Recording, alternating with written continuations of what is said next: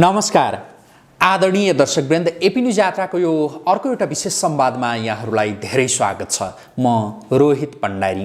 दर्शकवृन्द, संसद पुनर्स्थापना भएसँगै सांसदहरूको किनबेच सुरु भएका खबरहरू सार्वजनिक भइरहेका छन्, जसले मतदाताहरूलाई अत्यन्तै दुखित तुल्याएको छ र मतदाताहरूले भन्न थालेका छन् कि सांसदहरूको यो किनबेचको खेल यसै गरी नै सुरु हुनु पर्थ्यो भनेदेखि यो संसदीय व्यवस्थाकै विकल्प खोजिनु पो पर्थ्यो कि भनेर भन्न थालेका छन्। तर के अहिले संसदीय व्यवस्थाको विकल्प खोज्ने र यसका विषयमा बहस गर्ने यो बेला सुरु भइसकेको हो। हामी आजको कार्यक्रममा विशेष गरी यो सन्दर्भ र सँगसँगै राजनीति एउटा अनौठो विषय रहेछ। केही समय अघिसम्म काटाकाटमा झैँ आफूलाई अगाडि बढाइरहेका नेताहरू चाटाचाटमा त्यो परिणत हुँदा रहेछन् र चाटाचाट गर्दै गरेका नेताहरू काटाकाट गर्न पनि पछि पर्दा रहेनछन्। वास्तवमा राजनीति भनेको यस्तै हो या नेपालमा चाहिँ यस्तो भएको हो? वास्तवमा हो चाहिँ के? हामी अब थप कुराकानी गर्दैछौँ प्राध्यापक डाक्टर विष्णु राईसँग। उहाँलाई म स्वागत गर्छु। स्वागत छ यहाँलाई।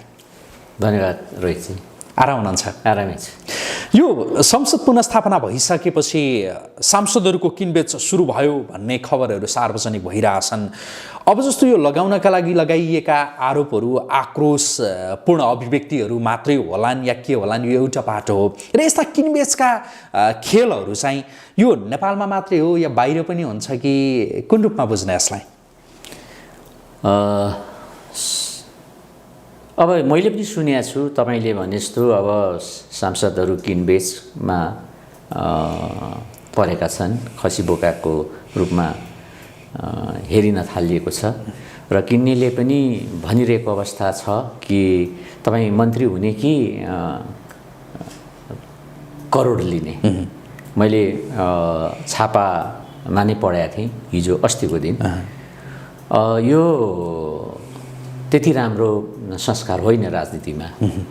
अब संसारमा चाहिँ यस्तो भएको हामीले आजसम्म पढेका छैनौँ र सुनेको पनि छैनौँ। सम्भवतः हाम्रो साउथ एसियाको राजनीतिमा यस्तो किसिमको हामीले पहिले सुन्ने गरेको थियौँ। त्यसको प्रभाव पनि होला, छिमेकी मुलुकहरूको पनि राजनीतिको प्रभाव हाम्रो नेपालमा स्वाभाविकै हो पर्नको लागि। यदि नपरे पनि हाम्रो जुन पार्लिमेन्ट सिस्टमभित्र यो जुन 48-49-50को समयदेखि सालदेखि जुन अहिलेसम्मको यो अवस्था, जब पार्लिमेन्ट भङ्ग हुन्छ त्यसपछि राजनीतिमा एउटा तरङ्ग आउने, बहुमतको सरकार कसले निर्माण गर्ने, अविश्वास प्रस्ताव कसरी आउने, यो किसिमको खेल आउँदाखेरि यो आज मात्रै होइन नेपालको राजनीतिमा चाहिँ पहिलेदेखि पनि हुँदै आएको हामीले सुनेको र देखेको पनि अवस्था हो। र गभर्मेन्टले, सरकारले जनताप्रति उत्तरदायित्व हुनुपर्ने र नागरिक समाजप्रति उत्तरदायित्व हुनुपर्ने अवस्थामा सांसदहरू सरकार नै गठन गर्ने बेलामा फेरि सांसदहरूलाई किनबेचको जुन पृष्ठभूमिको राजनीति प्रारम्भ भएको छ, यो हामीले दुर्भाग्य नै भन्नुपर्छ। अब संसद बस्दैछ होइन? अब बस्न लागेका संसदका दृश्यहरूको त्यो पूर्वानुमान गर्न सकिन्छ? कस्तो होला अब? होइन, तपाईँले भने जस्तै हो। अब अहिले हामीले चाहेर पनि नचाहेर पनि अथवा सुनेर पनि नसुनेर पनि अब सांसदहरूको बिचको चलखेल र सांसदहरूको बिचमा जुन मन्त्री लिने कि केही रकम लिने भन्ने जुन विवाद छ, सृजना पत्रपत्रिका मिडियामा आइरहेछ, स्वाभाविक ढङ्गले यो निश्चय नै होला। यसरी बनेको सरकार फेरि नैतिक रूपमा त्यति प्रबल र बलियो चाहिँ हुन सक्दैन। यो जस्तो संसदलाई जति एउटा गरिमापूर्ण होइन एउटा संस्थाका रूपमा लिइन्छ, अब जस्तो त्यहाँभित्र बोलिने शब्दहरूदेखि लिएर त्यहाँ जे हुन्छ त्यो अलिकति अपाच्य खालका नै भइरहेका हुन्। योभन्दा अगाडि पनि जस्तो त्यहाँ जुत्ता हानानदेखि लिएर कुर्सी टेबल फोडाफोडदेखि लिएर जे देखियो नि। अब सत्ता पक्ष नै एक हिसाबले त्यही सत्ता पक्ष नै त्यहीँभित्र नै प्रतिपक्ष पनि रहने र सत्ता पक्ष पनि हुने झैँ गरी अब संसद बैठक बस्दैछ भनेको नेकपाभित्र नै जो सत्ता पक्ष हो नेकपा यति बेला, तर त्यहाँभित्र नै प्रतिपक्षको पनि जो अवस्था देखिएको छ। यसले अघि भनेको जस्तो कुर्सी फोडाफोड, टेबल भाँचाभाँच, माइक हानाहान, जुत्ता हानाहानको यो दृश्य त देख्नु नपर्ला कि के पर्ला? गएको हाम्रो यो के अरे संसद अधिवेशनहरूमा त्यो घटनाहरू हामीले देख्यौँ। त नहुनु पर्ने थियो कि पार्लिमेन्ट भनेको संसदीय व्यवस्थामा जनताको एउटा अत्यन्तै ठुलो विश्वास प्राप्त गरेर आउने व्यक्तिहरूको एउटा त्यो सुन्दर ठाउँ हो, जसलाई हामी सामान्य भाषामा यसरी पनि भन्न सक्छौँ, त्यो एउटा जनताहरूले सम्मान गर्ने र जनताहरूले एउटा आफ्नो विचारलाई त्यहाँ प्रस्तुत गरिदिने एउटा स्वच्छ पवित्र मान्छेलाई पठाउने र त्यो त्यस्ता व्यक्तिहरूको एउटा गुन्जाइस हुने ठाउँ नै पार्लिमेन्ट हो, जसलाई हामी एउटा मन्दिरको रूपमा लिन पनि सक्छौँ होइन। त्यो मन्दिरको रूपमा लिइने एउटा पार्लिमेन्टलाई एउटा जनताको एउटा ठुलो विश्वासको एउटा केन्द्रबिन्दु हो र त्यसभित्र देशको जनताको र विभिन्न किसिमको समस्याहरूको एउटा बहस गर्ने ठाउँ र कसरी अगाडि मुलुकलाई चाहिँ अग्रगामी दिशातर्फ उन्मुख गर्ने र अहिले 21औं शताब्दीको मुलुक कस्तो बनाउने भन्नेमा ठुलो दत्तचित्त भएर बडा बौद्धिक छलफल हुनुपर्ने ठाउँमा तपाईँले भने जस्तो गएको समयमा पार्लिमेन्टमा जुत्ता हानाहान, ठेलाठेल बढाउने। अब आशा गरौँ त्यस्तो यो अहिले नहोला, तर सिचुएसन्स भने त्यस्तै क्रिएट त्यसको पृष्ठभूमि चाहिँ निर्माण भएको हामी देख्छौँ।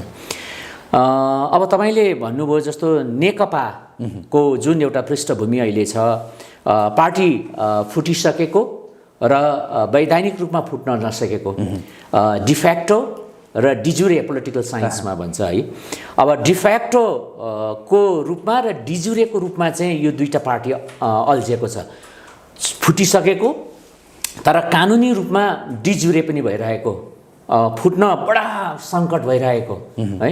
त्यो परिस्थितिमा अहिले प्रतिपक्ष पनि उही र सरकारको नेतृत्व गर्ने पनि उही पार्टी भइरहेछ र एक अर्काले अहिले केपी शर्मा ओलीलाई पार्टीको 9 महाधिवेशनबाट निर्वाचित भएको अध्यक्ष म हुँ भन्ने जुन उहाँ छ र त्यो भएको अवस्था पनि हो। उहाँलाई फेरि पार्टीले यता माधव कुमार र प्रचण्डजीले हामीले निकालिसकेको उहाँलाई अवस्था हो।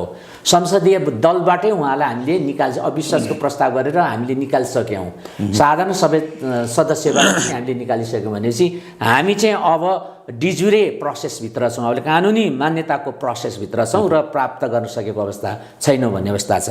अब मलाई जहाँसम्म लाग्छ अब यो महाधिवेशन सुरु हुँदैछ, तत्कालै हुँदैछ। अब त्यो जानुभन्दा अगाडि निर्वाचन आयोगले चाहिँ प्रष्ट रूपमा उहाँहरूलाई चाहिँ तपाईहरू यो कारणले तपाईहरूलाई चाहिँ पार्टी विभाजन गर्ने प्रक्रियाभित्र चाहिँ आउनुस् र मैले निर्णय गरेँ भनेर उहाँलाई भनिदिनु सजिलो हुन्छ। निर्वाचन आयोगले संसद अधिवेशन सुरु हुनुभन्दा अगाडि हुन्छ नि, अब छिट्टै हुँदैछ, त्योभन्दा अगाडि नै कुनै निर्णय लिएन र निर्वाचन आयोग नै अनिर्णयको बन्दी झैँ गरी रहिरह्यो भनेदेखि संसद हामीले जो यस्तो चाहिँ नहोस् भनेर अघिदेखि जे भन्यौँ, त्यहाँ हात हालहालको अवस्था, माइक हानाहानको अवस्था, त्यसमा परिणत पनि हुन नसक्ला भन्न सकिन्न होइन। पोजिसन त अब त्यस्तै देखिएको छ, तर मलाई जहाँसम्म लाग्छ निर्वाचन आयोग पनि एउटा गभर्मेन्टको एउटा महत्त्वपूर्ण इन्स्टिट्युसन्स हो, एउटा इकाइ हो, एउटा औजार हो र संवैधानिक एउटा प्रमुख एउटा संस्था पनि हो कि निर्वाचन र पार्टीहरूको विषयमा नै उहाँहरूले विश्लेषण गर्ने, उहाँहरूलाई अनुशासित बनाउने र वैधानिकता दिने र वैधानिकता तपाईँको पार्टी छैन भनेर एउटा निर्णय गरेर दिने एउटा संस्था हो। त्यो संस्थाले यदि ढिलो गर्यो भनेदेखि संस्था पनि निर्वाचन आयोग पनि यो अवस्थामा त्यति स्पष्ट र इमान्दार र आफ्नो कर्तव्य निर्वाह गर्न नसकेको भन्ने पृष्ठभूमि चाहिँ प्रष्ट देखिन्छ। किनभने त्यो अब तत्काल अब तपाईँको यो पार्लिमेन्ट बस्नुभन्दा अगाडि त्यो भएन र पार्लिमेन्टका मेम्बरहरू जस्तो नेकपाका माननीयहरूले चाहिँ विभाजनको पृष्ठभूमि पार्टी एउटै छ तर हाउसमा विभाजनको मनोस्थिति लिएर त बस्नुपर्ने परिस्थिति आयो। त्यस्तो अवस्थामा चाहिँ के हुन्छ भन्न सकिँदैन, किनभने प्राइम मिनिस्टरलाई अधिकार भयो कि हाउस सरकारको सिटमा बस्ने एकातिर, प्रतिपक्षको सिटमा बस्ने अधिकार त नेकपा कम्युनिस्ट पार्टीभित्रकै साथीहरूलाई फेरि प्रतिपक्षमा बस्ने अधिकार पनि छ। तर अब वैधानिकता रूपमा चाहिँ अब प्राप्त नगरेको अवस्थामा चाहिँ अब उहाँहरूको विचार र उहाँहरूको जिम्मेदारी र उहाँको अनुशासन र उहाँहरूको नैतिकताले नै त्यो पृष्ठभूमि चाहिँ कसरी बढ्छ अब यो आउँदो तत्काल महाधिवेशन भन्ने कुरा चाहिँ त्यसमा निर्भर हुने अवस्था छ। राजनीतिक रूपमा राजनीतिक झगडिया भनौँ न एक हिसाबले भन्ने हो भने राजनीतिक झगडिया ओल्लो कुर्सी पल्लो कुर्सी एउटै लहरमा बसिरहँदाखेरि संसदको दृश्य पक्कै पनि राम्रो नहोला भनेर आकलन चाहिँ गर्न सकिन्छ। यहाँले अघि भने जस्तै निर्वाचन आयोगले निर्णय छिटो गर्नैपर्छ। निर्वाचन आयोगले तिम्रो पृष्ठभूमि यो हुने भयो, तिम्रो पृष्ठभूमि यो हुने भयो, तिम्रो चुनाव चिन्ह यो हुने भयो, तिमीलाई तिम्रो चुनाव चिन्ह यो हो भनेर डिभाइड रूपमा जुन गर्न सक्दैन तबसम्म निर्वाचन आयोगले नै यसको चाहिँ जवाफदेही हुनुपर्छ भन्ने मलाई चाहिँ लाग्छ। अब यो एउटा बाटो रह्यो। सुन्दर पक्ष पछि पार्लिमेन्टमा भयो भने पनि ठिकै छ। इनकेस ठुलो दुर्घटना घट्यो भने त्यसको जवाफदेही त निर्वाचन आयोग हुनुपर्छ। तर सहज पूर्ण रूपमा नै संसद बैठक अगाडि बढ्ला सकिएला भनेर यही अवस्थामा चाहिँ त्यो अनुमान गर्न कठिन छ किनभने यो टेक्निकल गभर्मेन्ट अहिले फर्मेसन हुने भन्ने कुरा, अविश्वासको प्रस्ताव जाने भन्ने कुरा, किन एउटै पार्टीभित्रको मेजोरिटी गभर्मेन्ट हो नि त केपी शर्मा ओली अथवा नेपाल कम्युनिस्ट पार्टीको हो नि।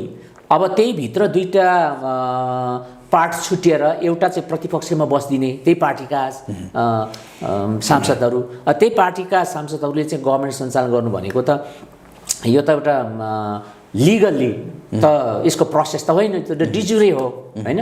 डिफ्याक्टो रूपमा जुन विभाजन भयो डिजुरे कुन चाहिँ वैधानिक रूपमा हो भन्ने कुरा त बडा सङ्कटकालीन अवस्थै छ पार्टीभित्र, नेपाल कम्युनिस्ट पार्टीभित्र। त्यसकारण हेर्दाखेरि अब यो यसको समाधान त मैले भने निर्वाचन आयोगले नै गरिदिनुपर्छ, किन अत्याधिक बहुमत हामीसँग छ भनेर नेपाल कम्युनिस्ट पार्टी माधव कुमार र प्रचण्ड गइसकेपछि त त्यसमा कसको हाई मेजोरिटी छ पार्टीभित्रमा, कसको चाहिँ आयो भन्ने कुरा त प्रश्न हुँदाहुँदै डिसिजन गरिदिनु पर्ने त निर्वाचन आयोगले हो नि। संसदमा मारमुङ्ग्री नहोस् हामी कामना गरौँ होइन। नेताहरू सांसदहरूले बुद्धिमत्तापूर्ण रूपमा उनीहरू अगाडि बढुन् यो आशाका साथ। अब जस्तो संसदले अब जस्तो यो नयाँ प्रधानमन्त्री चयनको त्यो प्रोसेसमा पनि अब संसद जान सक्छ भनेर भनिरहेछन्। अब अविश्वास प्रस्ताव नै कुन रूपले जान्छ या जाँदैन यो पनि एउटा प्रतीक्षाको विषय नै बनेको छ। यहाँलाई चाहिँ के लागिरहेछ अब प्रधानमन्त्रीका रूपमा केपी शर्मा ओलीले नै निरन्तरता पाउनु होला या होइन, अब उहाँको बाटो चाहिँ अब केही समयपछि बन्द हुन्छ?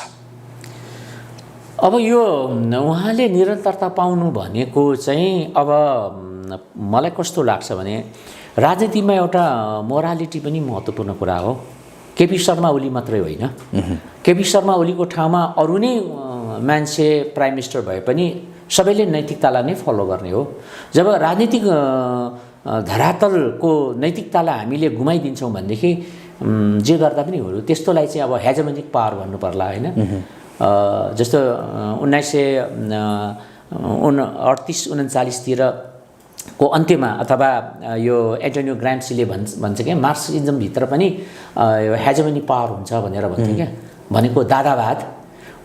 अब नैतिक रूपमा अब सर्वोच्च अदालतले नै तिमीले गरेको जुन गभर्मेन्टको जुन कारवाही हो, जुन डिजल्भ गरेको पार्लिमेन्ट हो र निर्वाचनमा जानुपर्छ भनेर भनेको चाहिँ गलत हो भनिसकेपछि त प्राइम मिनिस्टर म आफै गलत छु भन्ने कुरो भनिरहनु परेन नि त होइन। प्राइम मिनिस्टरले आफै बुझ्नुपर्ने हो, तिमी गलत छौ भन्नु खोजे त अदालतले भन्ने कुरो अब भनिरहनु परेन नि त। त्यसले गर्दाखेरि आफैले रिजाइन गरेर बाटो क्लियर गर्नुपर्ने अवस्था हो। अब केपी शर्मा ओलीको अहिलेको हामीले बाहिर स्पिचहरू सुन्दा मिडियामा सुन्दाखेरि अब म अविश्वासको प्रस्ताव पेश गर्न तयार छु, अहिले पनि मलाई म्यान्डेट जनताले दिएकै हो भन्ने उहाँको जुन कुराहरू आइरहेछ।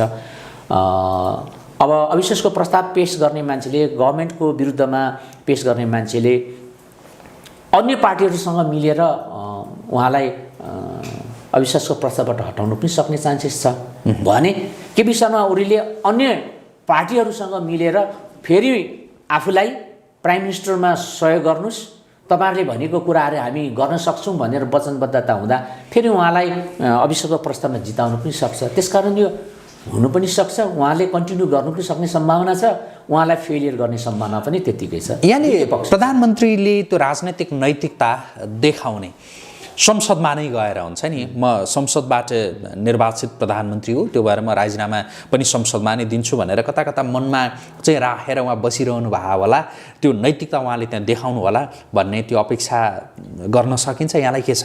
तपाईँले भने जस्तो म निर्वाचित प्राइम मिनिस्टर अथवा जनताले मलाई अत्याधिक बहुमतले मेरो पार्टीलाई दिएको मत र त्यसको सम्मान गर्दै म फेरि पार्लिमेन्टमा गएर आफ्ना कुराहरू भनेर जनता पार्लिमेन्ट मार्फत देश र भोटर्स जनताहरूलाई चाहिँ आफ्ना कुराहरू राखेर म त्यसै दिन चाहिँ पार्लिमेन्टमा जनताको सर्वोच्च निकाय पार्लिमेन्टभित्र नै गएर म राजीनामा दिन्छु भन्नु हो भने त त्योभन्दा सुन्दर राजनीति अभ्यास त हुनै सक्दैन।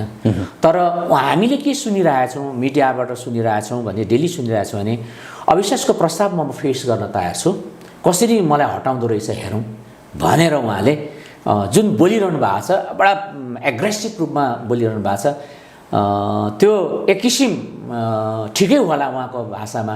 तर हामी सामान्य जनताले हेर्दा, सामान्य मान्छेले हेर्दा, अघि मैले भने एन्टोनियो ग्राम्सीले भने जस्तो राजनीति पोलिटिकल हेजोमेनिजम, राजनीतिक दादावाद होला जस्तो लाग्छ मलाई। यहाँले जुन शब्द उद्धृत गर्नुभयो होइन, जस्तो राजनैतिक दादावाद, त्यो राजनैतिक दादावाद फेरि कति लामो समयसम्म टिक्ला, के होला? त्यो त सही कुरा हो। त्यो चाहिँ के हुन्छ भन्नुहुन्छ भने हाम्रो प्रतिपक्षमा बस्ने राजनीतिक दलहरू कति सक्षम छ भन्ने कुरामा भर पर्ने कुरा हो। किन प्रतिपक्ष पनि त्यति नै सजग र त्यतिकै इमान्दार र त्यतिकै मोरल छ कि सरकारमा गएको पार्टीलाई कसरी कन्ट्रोल गर्ने, कसरी ड्राइभ गर्ने र जनताको सिभिक सोसाइटी, मानव अधिकार, सामाजिक अधिकार, सांस्कृतिक अधिकार, होइन, यी सबै राजनीतिक अधिकारलाई कसरी जनतामा चाहिँ अक्षुण्ण राखेर द्रुत गतिमा आफ्ना सामाजिक परिवर्तनको लागि योजनाहरू लाने भन्ने कुरा त सरकारमा बस्ने मात्र होइन, प्रतिपक्षमा बस्ने अन्य राजनीतिक दलहरूलाई पनि त्यत्तिकै महत्त्वपूर्ण र नैतिक दबाब हुनुपर्ने हो। त्यसैमा सरकार कसरी जान्छ भन्ने कुरा चाहिँ निर्धारण गर्ने हो। अब यता होइन प्रतिपक्ष र सरकार एकै किसिमको र्याङ्कको ठ्याङ मिलाएर जाने हो भनेदेखि त कहिलेकाहीँ उहाँहरूको आफ्नो व्यक्तिगत धारणा, व्यक्तिगत इच्छा मात्रै परिपूर्ति हुन सक्ला, त्यो पनि सम्भावना त्यत्तिकै डर छ। यो संसद विघटन, संसद पुनस्थापना, सांसदहरूको किनबेच, मारमुङ्ग्री, जे शब्दहरू सुनिन्छ नि, यी शब्दहरू यति बेला सुनिरहँदाखेरि कतिपयले यो संसदीय व्यवस्था नै अब फेल भएको हो नेपालमा, केही दशक त भयो यसको अभ्यास भएको, तर यो अब ठिक नहुने रहेछ भनेर भनिरहेछन् कतिपयले। अनि कतिपयले चाहिँ होइन, यो त एउटा हामी त अभ्यास गरिरहेछौँ, विश्वका कतिपय मुलुकले कयौँ वर्षदेखि जो अभ्यास गरिरहेछन् उनीहरू त परिपक्व हुन सकिरहेछैनन् भने हामी यति छिट्टै परिपक्व हुन्छौँ भनेर त्यो भन्नु पनि गलत हो भनेर पनि भनिरहेछन्। अब नेपालमा यो संसदीय व्यवस्थाको विकल्प खोज्नुपर्ने बेला भएको हो या होइन? तपाईँले सही कुरा भन्नुभयो नेपालको सन्दर्भमा हेर्दा चाहिँ। तर अब संसदीय व्यवस्थाको डेमोक्रेसीको विकल्प हुन्छ जस्तो मलाई लाग्दैन, किनभने मानिसले स्वतन्त्र ढङ्गले, मानिस बाँच्नु भनेको प्रकृति हो नि त, नेचर हो। नेचर भनेको उसको इन्डिपेन्डेन्ट हो, फ्रिडम हो, होइन, उसको ह्युमन राइट्स हो, उसको खाने, खेल्ने, हिँड्नेदेखि लिएर सबै चिज हो प्रकृति भनेको। त्यो प्रकृति भनेको अनि उसको इन्डिपेन्डेन्ट रहेछ भनिसकेपछि त एउटा राम्रो साधन त, एउटा सिस्टम त डेमोक्रेसी नै हो। मानिसले आफ्नो अभिव्यक्तिलाई, विचारलाई प्रस्तुत गर्ने र अर्काको सुन्ने, सुनाउने र भन्ने सहयोग गर्ने एउटा सिस्टम त डेमोक्रेसी भन्दा त अर्को हुनै सकेन। वेस्ट मिनिस्टर स्टाइल जस्तो ब्रिटेनलाई हामीले भन्यौँ, संसारभरि त्यही एउटा आयो, यसको प्रचार प्रसार भएर आयो। त्यसैको 1948तिर त्यस्तै कुरालाई चाहिँ इन्डियाले फलो गर्यो। इन्डियाकै डेमोक्रेसीको सिस्टमभित्र हामीले एक किसिम हेर्ने भने नजिक छिमेकी मुलुक भएकोले गर्दा त्यसैको प्रभाव हामीसँग पर्यो। त्यही अनुसार हामी त्यो एउटा डेमोक्रेटिक एउटा पार्लिमेन्ट सिस्टमभित्र छौँ। अब डेमोक्रेटिक पार्टीको सिस्टमभित्र पनि फरकहरू छ हैन। संसारभरि अमेरिकाको हेरौँ, जापानको हेरौँ, भारतको हेरौँ, ब्रिटेनको हेरौँ, जर्मनको हेरौँ, पार्लिमेन्टको डेमोक्रेटिक एक्सर्साइज त्यही सिस्टमको भए पनि उसको सिस्टमभित्र त फरक छ है। त्यसकारण हाम्रो पनि एक किसिमको फरक डेमोक्रेटिक सिस्टम पार्लिमेन्ट सिस्टम हो। अब योभन्दा विकल्प सोच्नुपर्ने अवस्था चाहिँ मलाई लाग्दैन, तर हाम्रो सिस्टमभित्र चाहिँ सोचिनुपर्छ, एकदमै नितान्त जरुरी छ। र त्यो सिस्टमभित्र हाम्रो डेमोक्रेसीको परिभाषालाई पनि परिवर्तन गर्नुपर्छ। त्यो भनेको कस्तो भन्नुहोस् त? सिस्टमभित्र सोच्ने भन्दा चाहिँ जस्तो हेर्नुहोस्, एकचोटि प्राइम मिनिस्टर भइसकेपछि, एकपल्ट राष्ट्रपति भइसकेपछि दोस्रो पट्टिसम्म प्राइम मिनिस्टर हुने र राष्ट्रपति हुने त हामीले चलन त ब्रिटेनमा पनि देख्यौँ, जापानमा पनि देख्यौँ, जर्मनमा पनि देख्यौँ, अमेरिकामा देख्यौँ नि त हैन। त्यसो गर्दा हुँदो रहेछ नि। अब हाम्रो के भइदियो भनेदेखि भेटिन्जेल 10चोटि पनि प्राइम मिनिस्टर हुनुपर्ने, भेटिन्जेल 20पल्ट पनि मन्त्री हुनुपर्ने, विभागीय मन्त्री बन्नुपर्ने। यो सिस्टमभित्र परिवर्तन गर्न जरुरी छ। एकचोटि प्राइम मिनिस्टर भइसकेपछि अथवा दुईचोटि भइसकेपछि बन्न नपाउने हाम्रो कन्स्टिट्युसन्समा चाहिँ त्यो निर्धारण गर्नुपर्ने परिस्थिति छ। एकचोटि मन्त्री भइसकेपछि 20चोटि हुने किन कोसिस गर्ने हैन? जनताको काम गर्नको निम्ति मिनिस्टर भइसकेको मान्छेले 2पल्ट 3पल्ट त्योभन्दा बढी हुन नपाउने, यो किसिमको हामीले एउटा सिस्टमको एउटा खाका निर्माण गर्यौँ भनेदेखि मलाई जहाँसम्म लाग्छ नयाँ फ्रेस मान्छेले एउटा एग्रेसिभ रूपमा आफ्नो कुराहरू भन्ने र काम गर्ने अवसर पनि पाउँछ। अब अहिले कस्तो भयो भनेदेखि कोलिसन गभर्मेन्ट अहिले फेरि अविश्वासको प्रस्तावले केपी ओलीको सरकारलाई च्युत गर्न साथै अब प्रधानमन्त्री बन्ने त त्यही अनुहार, नेपाली काङ्ग्रेसबाट हेर्ने भने पनि त्यही। अहिले जुन हामीले टप लेभलमा नेपाली काङ्ग्रेसको नेताहरू देखेको छौँ, उहाँहरू नै प्राइम मिनिस्टर हुने होला, पार्टी अध्यक्ष सभापति उहाँहरू हुने होला हैन। अब जसपालाई हेर्ने भने पनि त्यही अनुहार, अध्यक्ष र उपाध्यक्ष प्राइम मिनिस्टर हुने सम्भावना होला। अब यतापट्टि के अरे माधव कुमार नेपाल र प्रचण्डले जुन एउटा पार्ट छ नेपाल कम्युनिस्ट पार्टीको, प्राइम मिनिस्टर हुनु पर्यो भने त उहाँहरू नै होला। यसले के देख्यो भने बारम्बार त्यही मान्छेहरूले नेपालको राजनीतिलाई नेतृत्व गर्नको निम्ति त र गरिरहेको अवस्थामा त जनताले एउटा ह्यारेसमेन्ट, एउटा नैराश्यता आउनु पनि स्वाभाविकै हो। त्यसले गर्दाखेरि होइन पार्लिमेन्ट सिस्टम चाहिँ फेल भयो भन्ने आवाज आउनु स्वाभाविक हो। यो बौद्धिक क्षेत्रमा तपाईँले राम्रो कुरा उठाउनु भयो, मैले पनि सोचिरहेको अवस्थामा थिएँ। र अब यो किसिमको हाम्रो त्यो भित्रको जुन मेकानिजम हो त्यसलाई चेन्ज गर्नुपर्छ। तर डेमोक्रेसीको प्रजातन्त्रको विकल्प हुन्छ भन्ने सोच्नु चाहिँ सकिँदैन, किनभने अन्ततगत मान्छे डिक्टेटरबाट पनि डेमोक्रेसीतिरै गएको छ हैन। द एब्सोल्युट कम्युनिजम जुन डिक्टेटरबाट पनि डेमोक्रेसीतर्फै आइरहेको छ।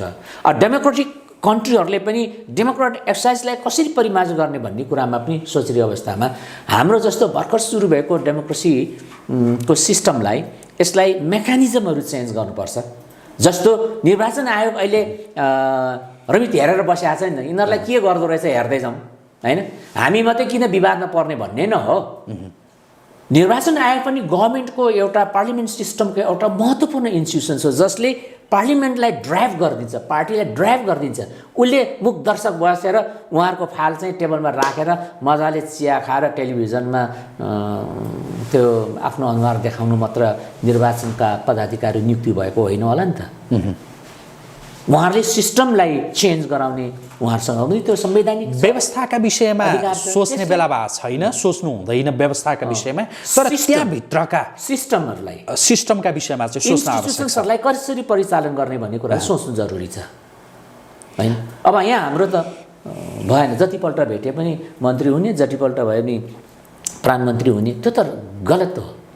जस्तो यति बेला जो जनताले सुन्न नचाहेको त्यस्तो नहोस् भनेको र जो अत्यन्तै मन नपरेको हुन्छ नि, आफूले जिताएर पठाएका सांसदहरू खसीबोका किनबेच भए चाहिँ किनबेच हुँदैछन् रे भनेको सुन्दा जनतालाई नमिठो अमिलो लाग्छ होइन। स्वाभाविक हो। त्यो सांसदहरूको किनबेचको त्यो जुन एउटा नराम्रो खेल छ नि, दुर्गन्धित जुन खेल, त्यसलाई रोक्नका लागि कस्तो खालको सिस्टम बनाइयो भनेदेखि ठिक होला? यति बेला बहस गर्नुपर्ने एउटा विषय पनि हो, किनकि सांसद किनबेचको यो जुन खबरहरू सार्वजनिक भइरहेछन्, यसलाई रोक्नका लागि कस्तो सिस्टम भन्नुहोस् त यही व्यवस्थाभित्र? अब सिस्टम भन्दा पनि यो चाहिँ एउटा नैतिक चरित्रको निर्माण गर्न जरुरी हुन्छ। राजनीति भन्ने कुरा चाहिँ जोगी हुनुको निम्ति चाहिँ गर्दैनन्। नेपालको पृष्ठभूमिमा चाहिँ हामीले त्यो देख्यौँ। जोगी हुने काम कोही पनि गर्न चाहँदैन, तर कोही पनि जोगी भएको हामीले देखेका छैनौँ। पार्लिमेन्टका जसले चुनाव जिते जोगी कोही पनि भएको छैनन्, तर जो चुनाव हारेर बसे तर ती जोगी पनि भएको छन् र सदाको निम्ति उसको राजनीतिलाई उठान गर्न नसक्ने अवस्थामा थला परेर बसेको मान्छे हामीले धेरै देखेका छौँ नि। जसकोले जहिले आफूलाई राजनीतिक आदर्श, राजनीति मोडल, राजनीति संस्कार हुनुपर्छ भनेर बसेको मान्छे हामी सबै पार्टीमा देखाएको छौँ। जसको राजनीतिक पावर तल गिर्यो र पोजिसन तल गिर्यो किनभने उनीहरू जोगी भए। तर जो जोगी भएनन् उनीहरूको पावर हाई लेभलमा छ है। त्यसकारण राजनीति भन्ने कुरो जोगी नै हुने हिसाबले गरेको अवस्था चाहिँ नेपालमा चाहिँ देखिएन। त्यसकारण कहिलेकाहीँ अब सांसदहरू किनबेच भयो भने जुन हामी सुनिरहेका छौँ, सुन्छौँ, अब यसको लागि चाहिँ टप लेभलबाटै यसलाई सुधारिनु पर्यो। जसले पार्टीको नेतृत्व हाई लेभलमा लिड गरिरहेको अवस्था छ र जो मान्छेहरू नेतृत्वको शीर्षस्थ स्थानमा राज्यको परिचालन गरिरहेछ उनले नै एउटा नैतिक रूपमा चरित्र देखाउनु पर्यो नि त। तर त्यसकारण अब त्यो देखाउने क्षमता त ठुलो एउटा राजनीतिमा सेक्रिफाइस गर्नु पर्दो रहेछ। तर त्यो नैतिकता तपाईँ हाम्रो अपेक्षा हो होइन, यस्तो भइदियो हुन्थ्यो भन्ने कुरा हो, तर त्यो देखिएन। अलिकति म कुरा बिट मारौँ। अब यो किन देखिएन भन्दाखेरि अब कसले कारवाही गर्ने त? राजनीति भ्रष्टाचार, राजनीति भ्रष्टाचार हो नि त्यो त किनबेच भनेको त। राजनीति भ्रष्टाचारलाई कसले नियन्त्रण गर्ने त भन्दा अब तिनै व्यक्तिहरू भ्रष्टाचार गरेर राजनीतिक भ्रष्टाचार गरेर त्यहाँ पुगिसकेपछि अब इन्स्टिट्युसन्सहरू लहरू त छ नि त राजनीतिक भ्रष्टाचारलाई कारवाही गर्ने भन्ने कुरा। ती अदृश्य रूपमा ती संस्था त बसिरहेछ, फेरि तिनीहरूले नै नियुक्ति गरेर तिनीहरूले नै संवैधानिक रूपमा चाहिँ नियुक्ति गरेको व्यक्तिहरू, उनीहरूको पावर के भनेदेखि त्यही रूपमा आएको अवस्थामा उनीहरूले पनि एक्टिभ रूपमा त्यो ल र रेगुलेसनलाई चाहिँ उनीहरूले परिचालन गर्न सक्दैनन्। त्यसले गर्दा जसले नियुक्ति गर्ने व्यक्ति र हाई लेभलको राजनीति व्यक्तित्वहरू हुनुहुन्छ उहाँहरूले नै नैतिक रूपमा त्यसलाई प्रदर्शन गर्ने हो कि हामीले राजनीतिक अपराध, राजनीतिक खरिद बिक्रीको काम गर्नुहुन्न भन्ने देखाउने हो। त्यो अब देखिएन, दुर्भाग्य यही हो समस्या। यहाँले अघि भने जस्तै त्यो राजनीतिक एउटा नैतिकताको अपेक्षा हामीले गर्ने हो, तर राजनीति गर्नेहरूले त्यो नैतिकता नदेखाइसकेपछि एक हिसाबले नाङ्गै हिँडिसकेपछि हामी आफैले आँखा छोप्नुको अर्को विकल्प नहुने रहेछ हैन। देख्नु हामी हाई लेभलको पार्टीका नेताहरू हेर्नुहोस् न कुन चाहिँ जोगी भएको छ कि एउटा चुनावमा तपाईँ 10 करोड 15 करोड 1 अरब खर्च गरेर आएका नेताहरू त हामीले देखाएका छौँ नि त। जनताले भनिरहेछ यस्तो खर्च भयो भनेर। जस्तो अघि हामी भनिरहेका थियौँ, राजनीति अपराध हो नि। अघि हामी भनिरहेका थियौँ कि यो सांसदहरूको किनबेचलाई रोक्नका लागि के त भनेर जो कुरा गरिरहँदा कतिपयले अहिले के भनेका छन् भने सांसदहरू मन्त्री बन्ने जुन एउटा परिपाटी छ, जुन एउटा सिस्टम हामीले बसालेका छौँ त्यो नहुने हो र सांसदहरूको काम कानुन बनाउने मात्रै त्यसमा सीमित गरिदिने हो भनेदेखि सांसदहरूको यो किनबेच हुँदैन र मन्त्री बन्ने भनेको चाहिँ जो समाजका हुन्छ नि बौद्धिक, प्राज्ञिक या सम्बन्धित क्षेत्रका विज्ञहरू जो संसदभन्दा बाहिर रहेकाहरूलाई बनाइयो भनेदेखि त्यो खेल सकिन्छ भनेर भन्छन्। तर फेरि त्यो बाहिर रहेकाहरू नै मन्त्री बन्नका लागि फेरि पैसाको त्यो खेल, त्यो खोलो फेरि बगाउनेतिर लाग्ने हुन् कि भन्ने अर्को डर पनि त्यत्तिकै छ। यसका विषयमा चाहिँ यहाँको भनाइ के छ? होइन, तपाईँले सही कुरा उठाउनु भयो भने यो राजनीतिको प्रोसेस भनेको, प्रोसिड्युर भने चाहिँ कस्तो भनेदेखि सरकारको निरन्तरता दिनुपर्ने अवस्था हुन्छ। त्यसकारण सरकारको निरन्तरता दिइरहनु भनेको पोलिटिकल प्लेयर्सहरू नै हो, राजनीतिक प्लेयर्सहरू नै हो, पोलिटिकल पार्टिजहरूको प्लेयर्स नै हो, उनीहरूको विकल्प सोच्न सकिन्न। त्यसले गर्दा त्यो पोलिटिकल प्लेयर्सहरूले धेरै फेरि आफू पछाडिका प्लेयर्सहरूलाई चाहिँ पाल्नु पर्ने, हिँडाउनु पर्ने, बोलाउनु लाउनु पर्ने, भन्न लगाउनु पर्ने, गर्न लगाउनु पर्ने भएको हुँदा परिचालन गर्नु निम्ति उसलाई पैसा धेरै नै आवश्यकता पर्छ। त्यसकारण सत्तामा पुग्नु साथ उसले राजनीति मोरललाई बेच्नुपर्ने कारण पनि त्यही हो। अब उसलाई कन्ट्रोल गर्ने निकायहरू छ, अघि मैले भने कि संवैधानिक आयोगमा त्यत्र निकायहरू छन्, त्यो निकाय पनि त्यसरी नै नियुक्ति भएकोले गर्दा तिनै व्यक्तिबाट नियुक्ति भएकोले गर्दाखेरि कानुन छ, कार्यान्वयन हुन सक्दैन। एउटा पक्ष त्यो भइगयो। दोस्रो कुरो निर्वाचन आयोग छ, अब उसकोमा आचार संहिता छ नि त, उसले नियन्त्रण गर्न सक्दैन किनभने त्यो पनि त्यसरी नियुक्ति भएको देखियो।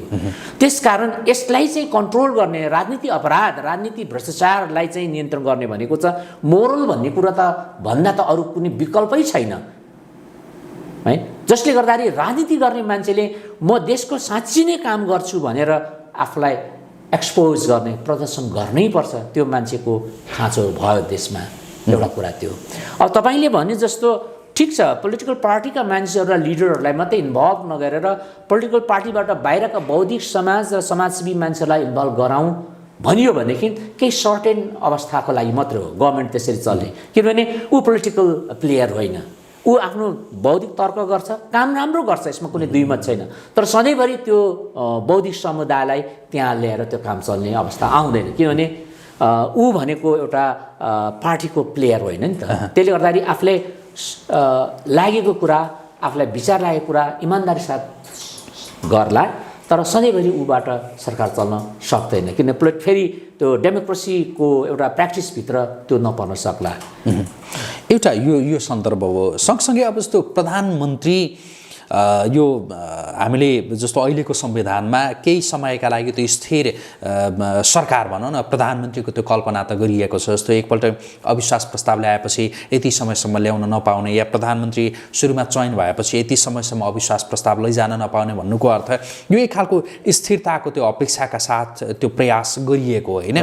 तर त्यो पनि अहिले देखिएन भनौँ न। जो संविधानले रोकेको त एउटा ठाउँमा छ, तर जो 5 वर्षका लागि नै हुनसक्छ भनेर जे सोचिएको थियो त्यो भएन। त्यो भएर अहिलेको व्यवस्थामै के परिमार्जन गर्ने, जस्तो प्रत्यक्ष निर्वाचित प्रधानमन्त्री, जो कार्यकारी प्रधानमन्त्री या राष्ट्रपतिको सवाल पनि आइरहेको छ, त्यस्तो हुँदाखेरि केही राम्रो हुनसक्छ? प्रत्यक्ष प्रधानमन्त्रीको कुरा अथवा राष्ट्रपतिको कुराहरू जुन उठिरहेको छ, केही हदसम्म चाहिँ त्यसले नियन्त्रण गर्ने सम्भावना हुन्छ। जसले गर्दाखेरि प्रत्यक्ष जनताले निर्वाचन तलबाटै दिएर पठाएको हुन्छ। तर त्यसको पनि एउटा डिमार्केसन्स लाइन, त्यसको कति पछि गएर अविश्वासको प्रस्ताव कसरी आउन सक्ने, 2 वर्ष, 3 वर्ष, 4 वर्ष अथवा 1.5 वर्ष, त्यो एउटा प्रावधान लेख्नु जरुरी हुन्छ र कन्स्टिट्युसन्समै एउटा फेरबदल गर्नुपर्ने अवस्था हुँदो रहेछ। अहिले पनि अब धेरै कुराहरू अहिलेको जुन 2072 सालमा निर्माण भएको सङ्घीय लोकतान्त्रिक गणतन्त्रको जुन संविधानमा धेरै त्रुटिहरू थिए, धेरै आवाजहरू उठिरहेको अवस्था हो। धेरै मान्छेहरू, सीमान्तकृत मानिसहरूले यसले हामीलाई अझ अधिकार दिन सकिरहेको अवस्था छैन भनिरहेको अवस्थामा अब अहिले पनि के देखियो भनेदेखि कि गल्ती भएछ नि त सर्वोच्च अदालतले प्राइम मिनिस्टरलाई तिमीले गरेको डिजल्भ जुन प्रोसिड्युरहरू त्यो गलत छ भन्न साथ प्राइम मिनिस्टरले म राजीनामा दिन्न भन्ने अधिकार त रहँदो रहेछ। त्यसकारण यो अवस्थामा पनि संविधानमा के उल्लेख हुनुपर्दो रहेछ, जबकि अदालतमा गइसकेर प्राइम मिनिस्टरलाई चाहिँ हटाइसक्यो, उसको कार्ययोजना अथवा उसको पार्लिमेन्ट डिजल्भ गर्ने अधिकार चाहिँ जबरजस्त रूपमा गरे तापनि अब फेरि म सरकार चलाउँछु भन्ने जुन हैसियत राख्नु, अझ त्यो क्ल्युहरू अब तिमी समाप्त भयो भनेर राखिनुपर्ने संविधानमा उल्लेख गर्नुपर्ने अवस्थाहरू चाहिँ रहेछ। त्यसकारण हाम्रो संविधानमा धेरै त्रुटि र कमजोरीहरू हामीले देखिरहेको अवस्था छ। डाइरेक्ट रूपमा प्राइम मिनिस्टर जनताबाट प्रत्यक्ष निर्वाचन राष्ट्रपति भनियो भनेदेखि त्यो केही हदसम्म यो किसिमको किनबेचमा चाहिँ नियन्त्रण आउन सक्छ। हामी कुराकानीको अन्त्यतिर पनि छौँ। जस्तो हामीले अघि यो कार्यक्रमको सुरुवातमा नै केही सन्दर्भहरू उठाएका थियौँ कि राजनीतिमा केही समय अगाडिसम्म एकदमै काटाकाटपूर्ण अवस्थामा रहेका नेताहरू सामान्य त्यो पदीय व्यवस्थापन हुने बित्तिकै आफ्ना स्वार्थहरू मिल्ने बित्तिकै चाटाचाट गर्न लाग्ने र चाटाचाट गरिरहेकाहरू एकाएक फेरि त्यो काटाकाटमा उत्रिन सक्ने जो देखिँदो रहेछ नि यो राजनीतिको एउटा स्वभाव भन्ने के यो चाहिँ के हो जस्तो धेरै पात्रहरूको कुरा गर्नै परेन। ओलीलाई हेर्ने, प्रचण्डलाई हेर्ने, माधव कुमार नेपाललाई हेर्ने, देउवालाई हेर्ने हो भने नै पर्याप्त हुन्छ कि यो के भइरहेको हो भनेर। कुन रूपमा लिने यो चाटाचाट र काटाकाटको यो राजनीतिलाई? यो यस्तो हुँदो रहेछ, मान्छेको कल्चरमा भर पर्दो रहेछ। तर अब काटाकाट र चाटाचाट गर्नुपर्ने पृष्ठभूमि पनि राजनीतिक पार्टीको लिडर र लिडरसिप कस्तो व्यक्तिले नेतृत्व गरेको छ भन्ने कुरो पनि महत्त्वपूर्ण होला। दोस्रो कुरो, काटाकाट र चाटाचाटको जुन परिस्थितिको सृजना गर्ने पनि पार्लिमेन्टको स्ट्रक्चरको कारणले पनि होला। किनभने काटाकाट गर्नुपर्ने अवस्था के आयो भन्दा एकले अर्कालाई माइनस गरेर सत्ता कब्जा गर्ने हैन, अथवा प्राइम मिनिस्टर बन्ने, सरकारमा जाने, त्यो एक किसिमको कन्फ्लिक्ट हैन, द्वन्द्व को कारणले त्यसो भएको हो। किन त्यसो भयो भने त पार्लिमेन्टले बाध्य बनाएको एउटा स्ट्रक्चर हो त्यो हैन। अब फेरि आफ्नो स्वार्थ पुरा भइसकेपछि अथवा स्वार्थ पुरा गर्नु निम्ति चाटाचाट गर्नुपर्ने पृष्ठभूमिको खेल पनि फेरि त्यो पार्लिमेन्टको स्ट्रक्चरले नै त्यो एउटा निर्माण गरेको एउटा विशेषता हो, जसले गर्दाखेरि त्यो चाटाचाट पनि गर्नुपर्ने अवस्था होला।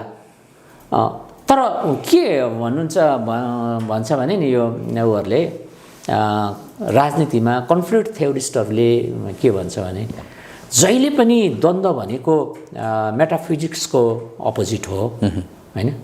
स्वर कल्पना अथवा मेटाफिजिक्स यो कुराहरूको चाहिँ द्वन्द्व चाहिँ प्रतिद्वन्दी हो भन्छ हैन। वास्तविक कुराको, सत्य कुराको लागि मात्रै द्वन्द्व गर्ने हो भन्छ क्या डायलेक्टिक मेट्रलिजम मार्क्सवादीहरू। एङ्गल्सले पनि त्यसै भने कि वास्तविक सत्य नै त्यो हो कि सत्यको पक्षमा जाँदाखेरि द्वन्द्व हुन्छ र त्यो एउटा वैज्ञानिक आधार हो भन्छ। अब यो थ्योरीले हेर्दाखेरि के हाम्रो देखियो भने सरकारमा जानु छ त्यो सत्य हो, तर त्यो सत्यको बाटो जाँदाखेरि अब तपाईँले भने जस्तो हाम्रो पार्लिमेन्टमा के भन्ने के अरे मारामार र त्यत्तिकै फेरि आत्मीयता देखाएर अँगालो मारेर जानुपर्ने यो अवस्था आउनु त पार्लिमेन्ट सिस्टमको एउटा कमजोर पक्ष पनि होला। यो पार्लिमेन्ट सिस्टमलाई कसरी बुझ्ने, यो डिक्टेटर कम्युनिस्टहरूले भन्ने बुर्जुवा पार्लिमेन्ट भनेको सम्भवतः त्यो पनि होला। अब यसलाई कसरी परिभाषित गरेर हामीले एप्लिकेबल यो तर्कयुक्त र उपयोगी रूपमा हामीले यसलाई प्रस्तुत गर्ने हो, यो एउटा गहन विषय हुनसक्छ। होइन भने अहिलेकै हाम्रो पार्लिमेन्टको स्ट्रक्चरबाट संसदीय व्यवस्थाको स्ट्रक्चरले चाहिँ हाम्रा प्लेयर्सहरूलाई, राजनीतिक दलका प्लेयर्सहरूलाई, सबै दलका प्लेयर्सहरूलाई काटाकाट र चाटाचाट गर्ने एउटा परिस्थितिको सृजना संसदले नै निर्माण गरेको हामी देख्छौँ। अब अहिले पनि यही छ नि त। अहिले काटाकाटको अवस्थामा नेपाल कम्युनिस्ट पार्टीकै पार्लिमेन्टहरूको अब यहाँ अभ्यास हुन्छ पर्सि होइन भने अर्को दलसँग फेरि त्यही पार्टीका साथीहरूको फेरि अगालो मारेर बडो प्यार साथ चाटाचाटको परिस्थिति त खेल्ने त बाध्यता बनाएको अवस्था छ। होइन भनेदेखि गभर्मेन्ट त फर्मेसन हुनेवाला त छैन, अथवा केपी शर्मा ओलीको जुन हेजमोनियम पावरलाई हैन, दादावाद शक्तिलाई निर्मूल पार्ने अथवा अविश्वास प्रस्ताव हटाउनको निम्ति त चाटाचाट गर्नुपर्ने अवस्था छ। त्यसले गर्दाखेरि यो किन यस्तो भयो भनेदेखि पार्लिमेन्ट सिस्टमभित्र, संसदीय प्रणालीभित्र केही कमजोर छ, जसले गर्दा कम्युनिस्टहरूले भन्ने गरेको यो एउटा बुर्जुवा पार्लिमेन्ट हो भनेको स्वाभाविक रूपमा त्यो देखिन्छ पनि। अब यसलाई कसरी व्याख्या गरेर प्रजातान्त्रिक रूपमा चाहिँ यसलाई बढी अझ उपयुक्त बनाउने भन्ने कुरा त अब समयले यसलाई फेरि पुनर्व्याख्या गर्नुपर्ने अवस्था चाहिँ छ। हुन्छ, आजको लागि कुराकानी यति गरौँ। जुन समय दिनुभयो यसका लागि यहाँलाई धेरै धन्यवाद। धन्यवाद रोहिजी, तपाईँले कहिलेकाहीँ यसरी बोल्नु ल्याउनुहुन्छ र आफ्नो विचारहरू अभिव्यक्त गर्ने जुन अवसर दिनुहुन्छ, तपाईँलाई धेरै धेरै धन्यवाद। हस्, आदरणीय दर्शकवृन्द, हामी कुराकानी गर्दैथ्यौँ प्राध्यापक डाक्टर विष्णु राईसँग। उहाँसँगको यो कुराकानीसँगै एपी न्युज यात्राको विशेष संवाद अहिलेका लागि यहीँ सकिन्छ। एपी न्युज यात्रा सँगै रहनुहोला। नमस्कार।